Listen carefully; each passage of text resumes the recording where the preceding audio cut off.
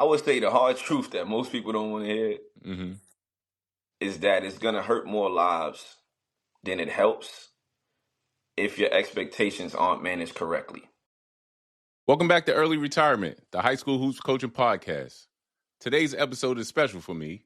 I've got somebody who's been a huge presence in the world of grassroots basketball, and honestly, someone who's made a real impact on how I see this game and the business behind it. I'm talking about Terrance Munch Williams, the executive director of the Pro Scholar Athletics Cardinals EYBL program, a mentor to hundreds of players and coaches, and one of the most respected voices in youth basketball. Munch has just released his second book titled Here Are the Answers, a roadmap for navigating success in the business of youth basketball. And I wanted to have him on here because our connection goes back a few years. We first crossed paths in the 2020-2021 year through a good friend of mine, shout out to Aljamain Durham, when I was coaching a player who had started to get national recognition. Even though that player wasn't going to join the PSA organization, Munch still took my calls, gave me advice on how to help the young man handle himself, and even offered me guidance when my own son started playing basketball at the high school level. That's just who he is, someone who gives without expecting anything back. His first book, Our PSA, a public service announcement on mastering your personal evolution, was so powerful that I made sure every player in my high school program got a copy. So today, I want to return that energy and give Munch the space to share his story, promote his new book, and drop some wisdom for all of us trying to do right by these kids. Let's get into it. Just when I thought I was out, they pulled me back in.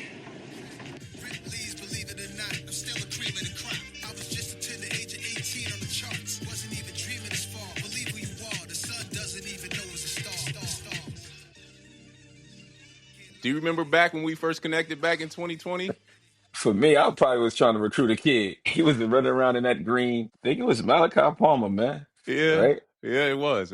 Amongst other things, man. But the blessing of it was, even though we didn't get Malachi Palmer to be a part of us, he is crazy because he's at Villanova with Matt Hodge right now, right? So God has his way of connecting youth Yeah, and connecting adults. So yeah, I'll take this relationship over Landon, no disrespect, or over Landon Malachi Palmer. This will last a lot longer. And it's more fruitful, and it's just a blessing. So yeah, man. I mean, I think connectivity is one of the most important things that everybody can have, and networking, and we're having a good time with our relationship. So shout out to Malachi Palmer at Villanova, and that's right. thank God that we continued on. That's right. So back then, right? What do you think stood out to you about like just grassroots basketball back then? Yeah, man. I think the biggest thing in that timeline, I feel like people still love what we were doing, and doing it like to get to college, right? Like the main carrot was, hey, how many of these different young men, especially black young men, brown skin, getting them to school. It wasn't so much business in the forefront. I think it was probably more so in the back end.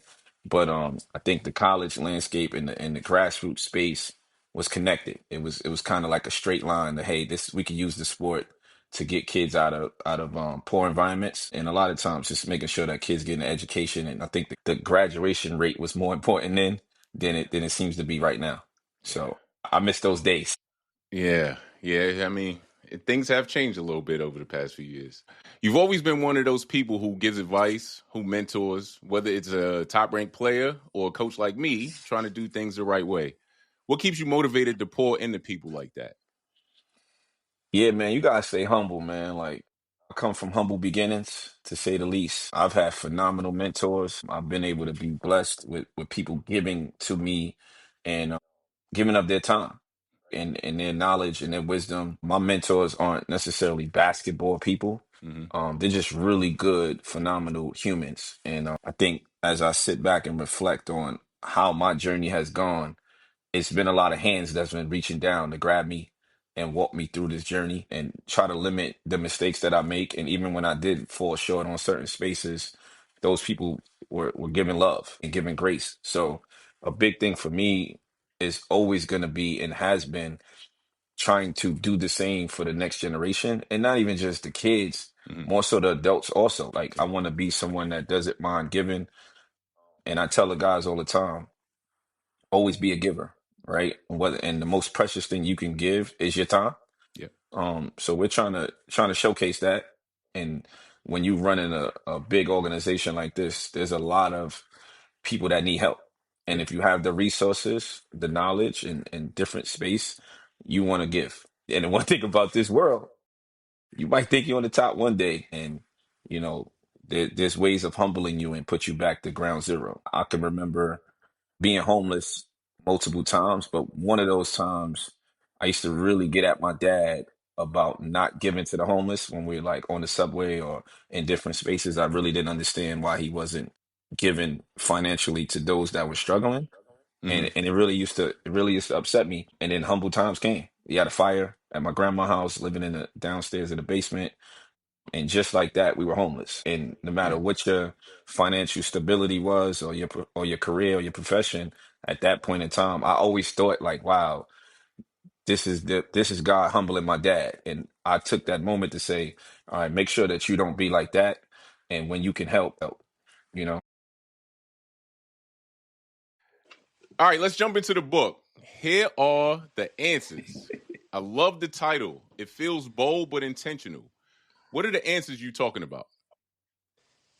Yeah, I mean, I think for the book, man, I want it to be some level of and please don't misunderstand what I'm saying, some level of a Bible, Hmm. some level of like I said, a roadmap. Just trying to, for me, it's about leaving behind the answers to these quizzes and tests you go through in this space. I also think it's something for people that's not in the space Hmm. that comment about the space but don't live it every day.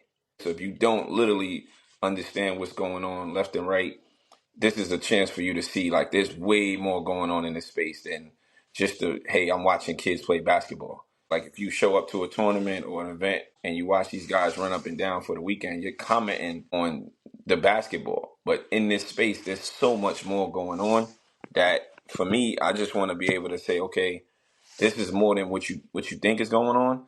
And then for the people that's coming behind, I want to just say, look, man, as you get into this space, think about these subject bases, think about these topics, think about this journey that you're about to walk with these kids and their families. Because for me, it wasn't a ton of people reaching back to say, hey, be careful with these pitfalls.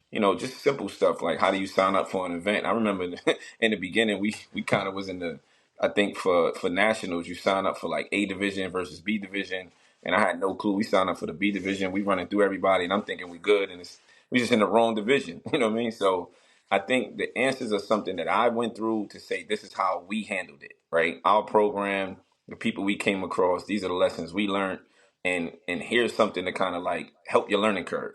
I think in every field that's major, there's literature that's out there to say, hey, go read this book first, right? Hmm. And I hope that this book becomes that for grassroots basketball, high school basketball. I remember when I first started teaching, they would this is the book you got to read. So if you're in grad school, they like you got to read this. So anybody that's looking for help, looking for knowledge, looking to get better in the space, I just try to give you my take on a lot of these subject based. And I think that this book can become that. Like this is Yeah. the book you need to pick up when you decide to be in this arena. You've been doing this for a while. Yeah. What made you want to write this now? Yeah, man. I mean, I think Father Time, I kind of, as I'm going through it, I'm not getting younger. And people kept asking questions. How do you deal with reclassing? How do you get a sneaker deal? How do you deal with parents? People would see me and come up to me, or just like how we started, like, hey, give me advice on this, give me advice on that. So you were kind of like just giving out free consulting. Mm, To the best of your knowledge, this is my opinion. It's not fact, right? right. So I think so many people over the years, whether there's other grassroots directors, whether there's other coaches, whether they're high school coaches, there's so much going on that a lot of people would come up to me and just ask me these questions or call me. Parents would be like, hey, I'm going through this with my kid. What do you think of this? What do you think of that? And I'm like, you know what? I can't reach all these people, and I'm not trying to be someone on the phone all day long. Right. So if I create, after the first book, I felt confident enough to be like, I could actually write the information in here Mm, and give it to them. And then, I was like, all right, well, from a business standpoint, you write the book, you can start some consulting and have people say, okay, guest speaking arrangements. And I was looking for new challenges also in the space for myself. So being able to do these interviews, being able to get out and do guest speaking appearances in different places, I thought it would speed up the information being disseminated across people, right? So yeah, I just part of it was just tired of people just asking me always for out random questions. And I Yeah. was like, hey, if you read, but you got to get people to read first. That is true. And speaking of reading, is there a chapter or story in the book that really captures what you want people to walk away with? Yeah, man, I think my favorite entry is entry 51. It's the art of saying thank you, right? Yes. And I think people overlook that process, and when someone does something for you or someone looks out for you or just anything you do, just say thank you. Like we used to joke about it, like with parents and families and just people you're trying to help, like that concept of can we just say thank you, and teaching the youth that. And I want to be great at that. People do stuff for you that you think is minute. My joke with some of my friends about like the concept of whatever you asking for at that moment, it was everything when you needed it, Yeah. right? Everything for that moment. And maybe you're the one person in the world that could have got that done for that person. Just say thank you. And I think we overlook that process a lot of saying thank you, right? And there's a lot going on in the book, but for me, one of the funniest entries, but it's also the most realist entry of like simple but very complicated for people to do. I definitely appreciated that. I have all of these tabs I had to take off the book before I showed it because I tabbed a lot of stuff. But that was definitely one of the entries that I like Yeah. too. Going back though, in your first book, Our PSA, Yeah. it was about mastering your personal evolution. How does this one build on that message or take it to another level? Yeah, man, I'm chasing greatness. I'm chasing being the most balanced human I could be. I'm trying to manage my time really really wisely. I'm growing. I'm trying to meditate. I'm trying to pray a lot. I'm trying to get closer to God. I'm trying to do the most with my 24 hours. I'm also trying to leave trauma in the back and in the back of my life and teach others and myself how to just be the best version of yourself. So I think learning from the mistakes that I've made in the past, coming up, learning from those that are around me, my siblings, and the journeys that we've been through, and also acknowledging and celebrating the struggle. Right, I watched my mom go from single parent, 4 kids, welfare to her being able to say, "Hey, I want you to save this money that's mine and be able to give it to your siblings when I'm gone." To watch the whole journey come full circle, but also to learn your day-to-day hustle and your drive and your passion comes from that dirt in the concrete, like that Yeah. rose in the concrete, like Pac said, to be able to learn from my mom and my siblings, and also be smart enough to understand how they paved the way for me. So you get a lot of reflection, man. You said meditation. You speaking my language, man. I've been doing it every day for the better part of the past 8 years. And so anytime you talk about doing some things that'll connect you to this purpose, you speaking my language. So appreciate you saying that. No doubt. You've been in this game for a while. Mhm. You talk about the business of youth basketball. What do you think people misunderstand the most? I think the biggest thing they misunderstand is your off the court is more important than your on the court. I Yeah. feel like they believe that, hey, I'm so talented at this game that it doesn't matter my nutrition, it doesn't matter my belief in God, it doesn't matter, just my education, all of these things that make a human. They want to overlook it. And I think the system at times used to overlook it, but they don't no more, right? Like they're Mhm. looking for, the cleaner kid, cleaner family, less drama. You obviously see the wave of overseas international basketball coming over now. That's the new phenomenon in a sense. But I do think people definitely think that on the court can supersede the off the court, and it's not true. I Yeah. think those who make it, especially long term, Yeah. like you give enough time, the ones who on the court, their off the court structure is on point. They have a way bigger probability of making it to whatever making it means to them, right? Especially NBA and to be a professional Yeah. with the game. So that's the one thing I see long term. If your off the court is on point, you Yeah. got a That's true. way better chance than you're on the court. You can fix a jumper. You cannot fix the kid that wants to smoke and drink and and don't want to go to class, and you could fix that ball handling, But yeah, long term, court got to be on point. So there's been so much change in the EYBL, NIL deal, social media era. From your perspective, how has the grassroots landscape evolved over the last few years? I would say, man, it's still basketball, but the money is at the forefront now. I think that it's such a business now Mm. that if you think about a play and you see the curtains, the act used to take place when the curtains open. And it used to be a lot going on when people would just assume, right? But now, because it's legal and the money's out in the forefront, it's such a business driven entity that the play is in the front of the curtains now. You don't have to worry about what's in behind the curtains. Like everything is happening and it looks like a Broadway play. Like if you look at the visual, those who go to the Broadway play, 9 times out of 10, financially stable humans. Yeah, And that's what's going on to this day. Everybody's kind of like puppeteering the space, but there's no more hiding that the numbers and the money and entity of finances are in the forefront, right? mm. Like your financial literacy needs to be more important than your pull-up jumper. So I think that's the change, right? It's not hidden anymore. Got you. Got you. Uh, a lot of parents are listening to this, right? If you could give one piece of advice to parents trying to navigate this space, what Mm. would it be? The best advice I would give someone is two pieces. Okay. Take out the emotions and do everything from a long-term perspective. So understand what your end goal is. And then as you walk in this journey, don't allow certain things to make you have knee jerk reactions. Because if you understand your end goal, you're doing things from a long term perspective, which will keep you a lot calmer.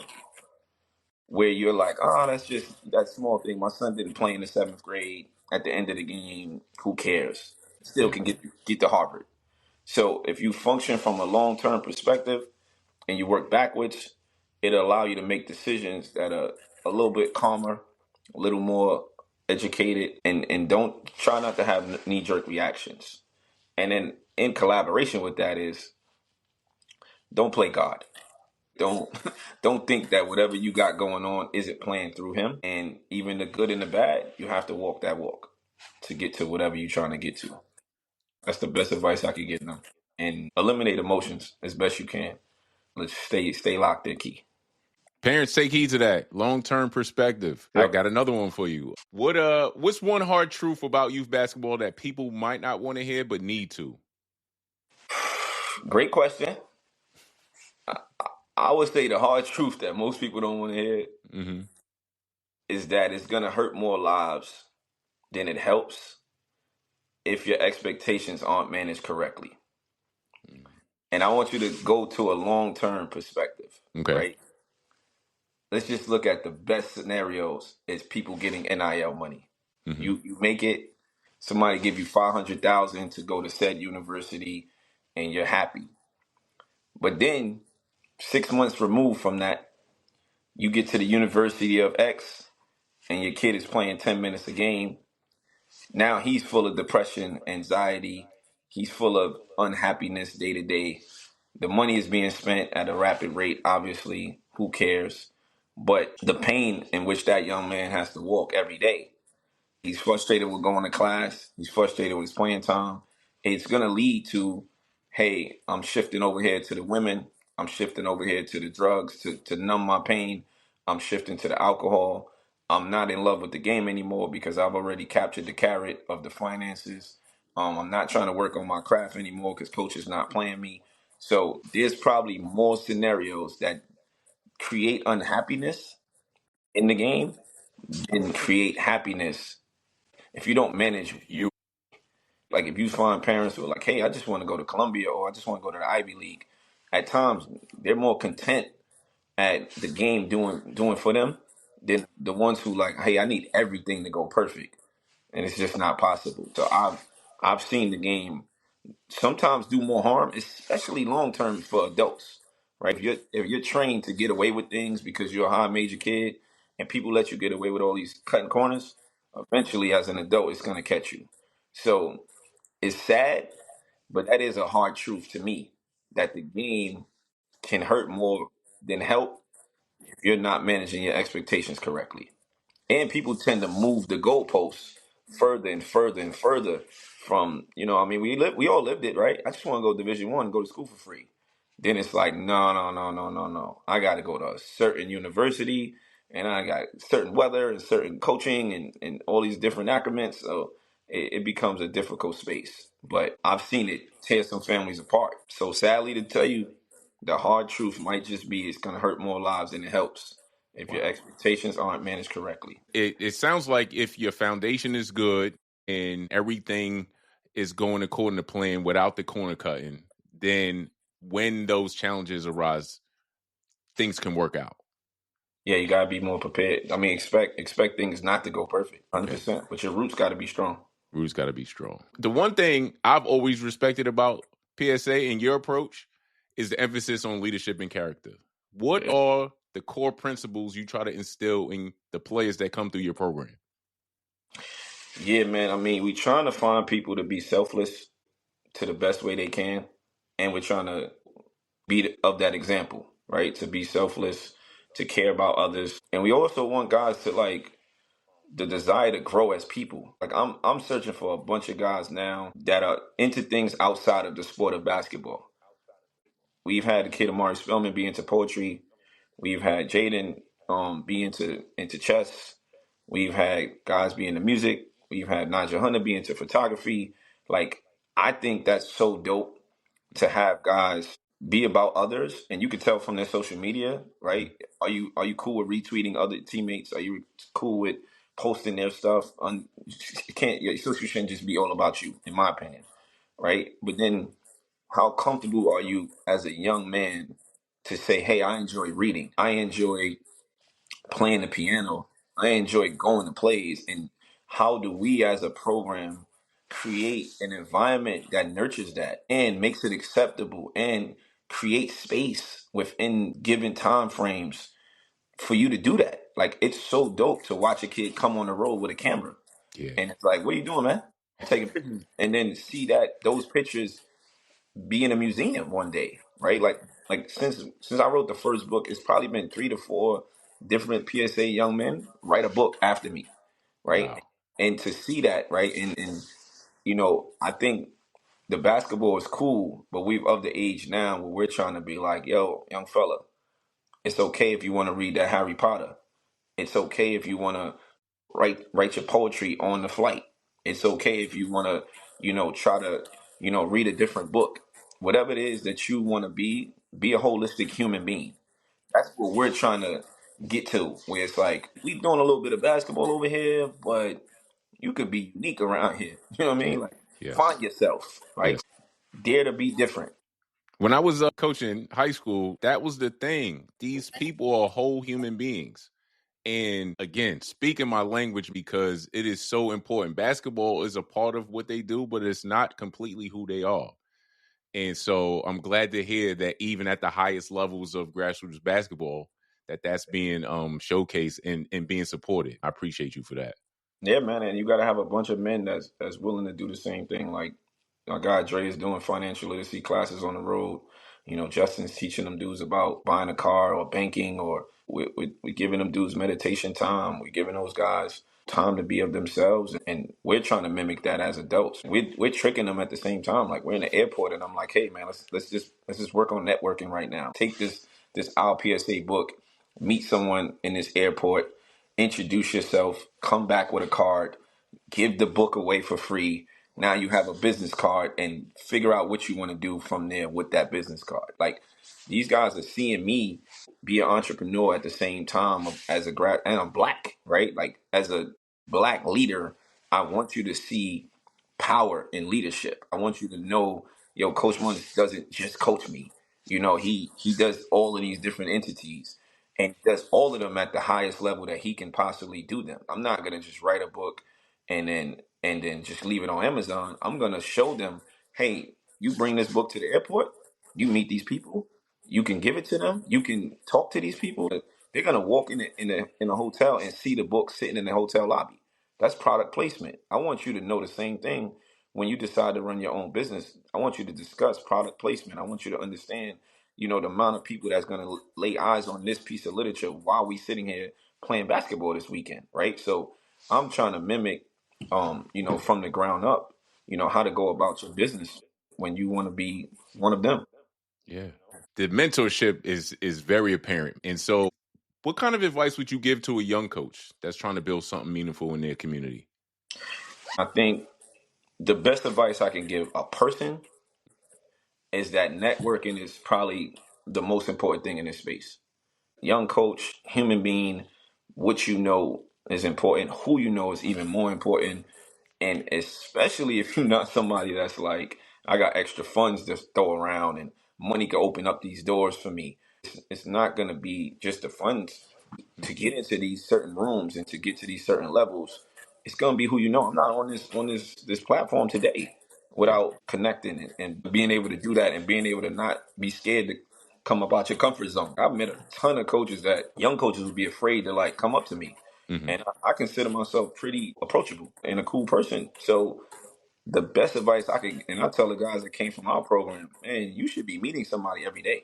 You should be communicating with people via text, call, social media now with that generation. So yeah, networking is power. How many people are in your Rolodex, and how well do you nurture those relationships, especially when you don't need something from someone. You said Rolodex, and I'm dying because I know what a Rolodex is. Yeah. What do the kids know what a Flip through that Rolodex little. is? The Yeah, yeah. last thing you want to do is lose them contacts. That's right. Oh man, that's so funny. Yep. Getting back to here are the answers. Yeah, What's man. the main message or takeaway you want them to hold on to? I want them to just feel confident that wherever you're gonna go in this space, Hmm. I try to give you at least 50 different topics to think of, and I want you to have somewhat of an answer before you start walking down that journey. But the biggest takeaway is salute to all the people that's in the space because this is hard. I'm telling the outside world, like, shout out to every organization, every director, every coach. High schools, same thing. There's a lot of synergy amongst the two genres, but it's a hard thing to do. So when you waking up and you going at it at the highest clip, it's not just about how many games you won. This is about people giving of their time and at times of their life for the journey of other people's kids. Hmm. So it's a hard thing to do, and this is me saying salute to you. I see you. If you're in the space and you're a coach and you're grinding every day, hat off to you. And then for the people that are not in it every day, I want you to respect the culture more, and I want you to learn. Right? I want you to pick this up and not just make quick, oblivious assumptions about the space, right? Like, here's a lot of information that if you're not being lazy, you can read through this and learn that, hey, there's way more subjects than I assumed that was going on, and they're going on simultaneously. They're not just, hey, you do this for 2 months and then this comes up. Yeah. All of this is going on at the same exact time. So when you're in this space, be prepared to be dealing with all of this stuff, and you got to be dealing with it at a high clip. No, so what's next for you in the PSA Cardinals? Any projects or future goals that connect to what you talk about in the book? Yeah, I mean, first of all, I personally want to be somebody that I allow God to walk his walk on me. Mm. So I want to be so prepared and so calm that what comes my way, I can either say yay or nay. I don't rush. I'm not rushing into nothing. I would love to see, and I think it's kind of in the works little by little. The Hmm. first book, our PSA, I want to see that be made into a play where different students can perform the play and perform those entries in the book Hmm. and mix them with athletes in said school. And I want to see people see these guys that are on these sports teams interact with kids that are in the drama classes and the actors of these schools and mix them in and play out the entries Yep. and then just get to that point where you have to make these decisions. It's kind of like watching Law and Order. So I think it would be super dope to see the first book turn into a play. Yep. The second one, I want it to be considered the Bible in this space, and I want to have it in major camps, whether it's the MBPA camp, whether it's Pingo's camp. I want every kid to have a copy and their families to be given a copy. And I want it to be the reward as opposed to people giving out medals or T-shirts or whatever they give to these kids at the end of camp for MVPs. I want that book to be the one book that people are like, you got to have this. We're putting this in your hands for your family to disseminate, and reading to be fun. So it's that time of year. Christmas is upon us. And so trying to get this thing in the hands of the people, where can they find this book and how can they follow what you're doing next? Yeah, man. I mean, Amazon, they got the rights to the book. If you catch me at a location near you and I'm selling it hand to hand combat, make sure you get it at its cheapest price, which is $20. But Amazon is phenomenal with their delivery. I think, especially with Christmas, man, I would say the first book sold more than 10,000 copies, which is it's big time, right? Through Amazon. So they getting their percentage. So they they're pretty happy to see me come around for round two. Yes. So you got two options: you go to Amazon, or you catch me at a maybe at a major event, and I'm at the table. So I encourage everyone to go to Amazon. This book is probably up to 3,000 copies sold so far. We're just gonna push it forward because more important than the numbers is the information that's in it. Yes. So there's a ton of times where like you said, you'll see me giving them out just because I want them things to be in hands, right? I think the little $5 to $10 profit is not bigger than the information I want to leave behind that can create different legacies. So yeah, Amazon is the quickest. Finding Coach Munch hand to hand is the cheapest. But somehow, some way, we're gonna get that thing in your hands. Somehow. Love to hear it. So before I move into, I got some quick hitters. I want to make sure I give a shout out to the sponsor of this program, which is My Jersey Designs. They do digital replica jerseys. You can find them more information on myjerseydesigns.com. Make sure you check that out. Again, it's almost Christmas time, so do your thing out there. Now, for you, before I let you go, here's a few quick ones. Now, I need the first thing that comes to mind. You ready? Go for it. All right. One word to describe the current state of grassroots basketball. Attempting. Fluid attempting. Okay. All right. Attempting to get it right. Okay, that works. Most overrated part of player development. Shot creation over movement without the ball. Oh, man. I feel like I want you to expound on that. People spend so much time working on their shot creation, step backs, one dribble this, one dribble that, and then when you watch college basketball, you pretty much don't have time to really do too much of it. It's probably true. 1 or 2 people per team that's able to do it. Yes. Versus you got to move without the ball. Yes. Yeah. No, I like it. I'm glad you said that because, I mean, though I'm not coaching currently, these are things that we always taught, and I'm glad that somebody at your level thinks and understands the same way. All right. Most underrated skill every player needs to master. Ability to communicate on and off the court. Okay. I like it. A book every young coach should read other than this one. Our PSA by Terrance Munch Williams. Our PSA. You know what? I don't know about young coaches, but I know some young players at Central Dauphin High School. They all got a copy, and they got a chance to read that. So appreciate you for that one.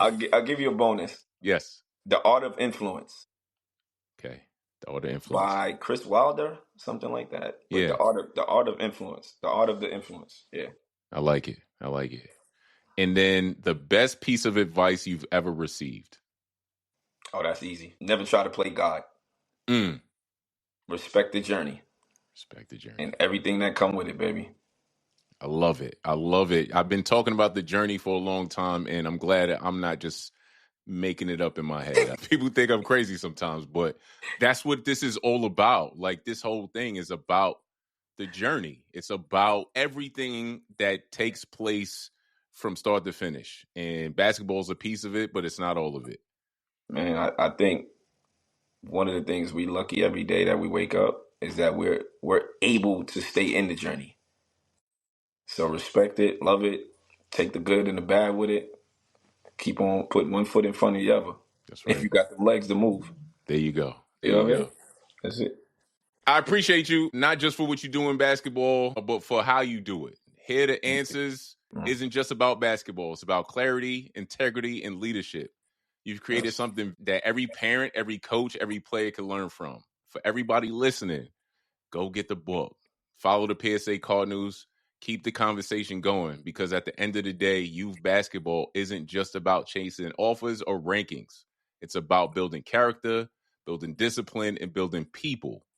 Munch, thank you so much for being here. I appreciate you. Thank you. My guy, entry 51. All right. You guys have a great day. If you haven't done so, please subscribe to whatever platform you're getting this podcast. And feel free to follow us on our various social media platforms.